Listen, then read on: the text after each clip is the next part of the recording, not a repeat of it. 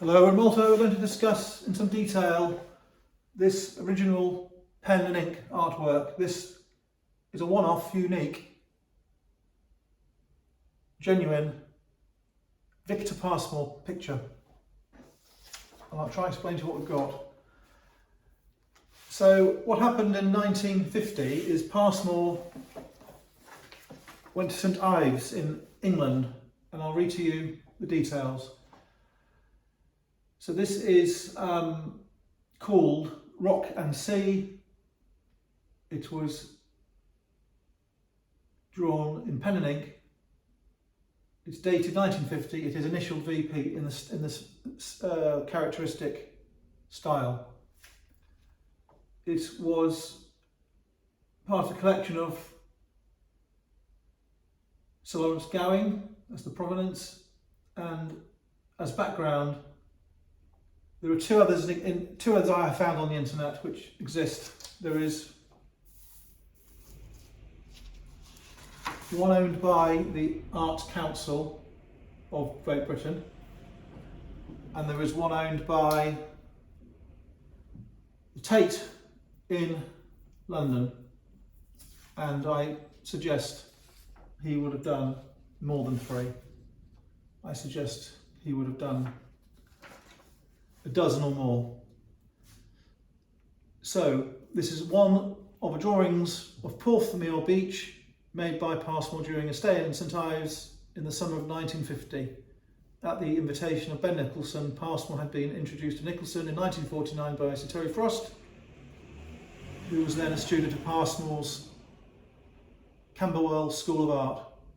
So he went once to St. Ives only, and he exhibited at the Penwith Society of Arts in 1950 and joined the society a few years later.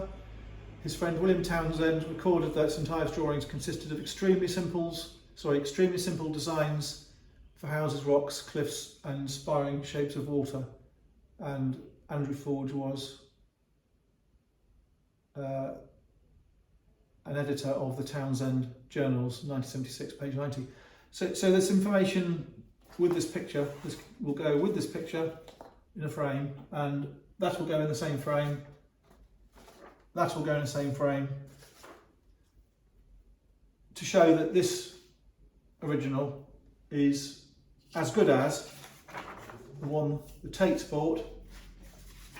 They bought it in 1956. It's as good as the one which belongs to the Arts Council in South Bank, London.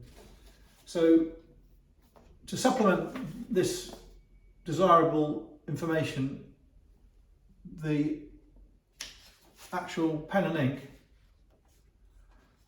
features in a film made by the BBC. So if you go on the internet and put in BBC, the artist speaks, VICTOR PASMORE, you will see a 15-minute film, and between 3 minutes 14 and 3 minutes 45 there is VICTOR PASMORE himself drawing spirals from scratch and drawing this particular one. He's not drawing these because we've checked on the screen that this has the same intricacy and the same blemishes. So I think that is remarkable that we've got an original as good as the one in the Tate, as good as the one in the Arts Council. There'll be other ones as well.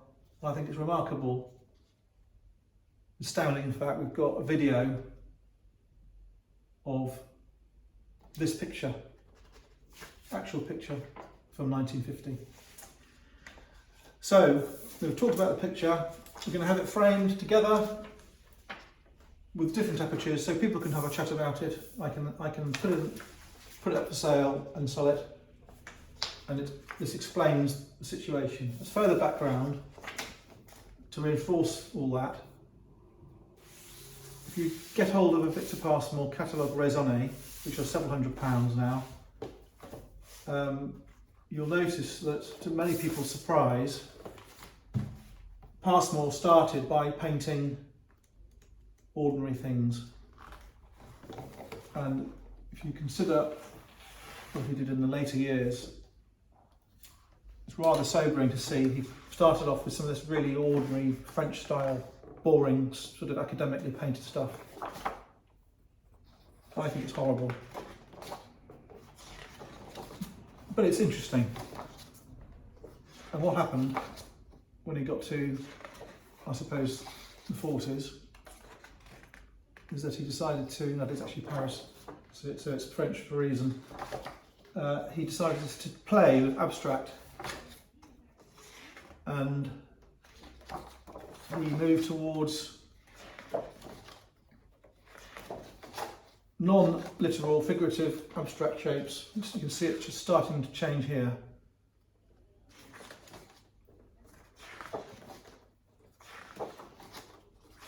And then the first sort of thing he really latches onto are these spirals. And at the moment in Malta, at the Victor Pasmore Foundation, there is actually an exhibition. I think it's called The Line. I think it studies the lines that Pasmore used. So he's got spirals, he's got coils, he's got straight lines, he's got blocks of lines. They look like plough fields, they look like clouds. But remember, this all happened before Pasmore came to live in Malta. So they're not, unfortunately, they're not the spirals from the temples of Malta.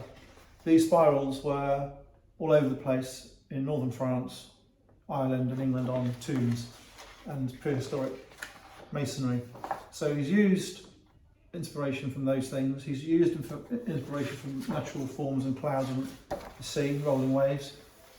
And he's latched onto this stuff and really worked hard on it.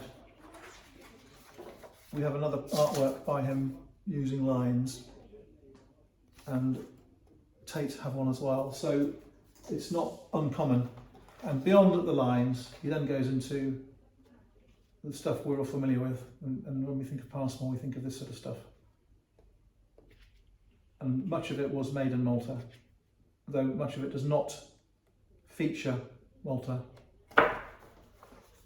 So that's the background. Very interesting artist and architect. Worked very hard, made a lot of stuff, adapted and changed and evolved. This is going to be an expensive piece of art in Malta for sale. It's a really important one. I think it's for collection.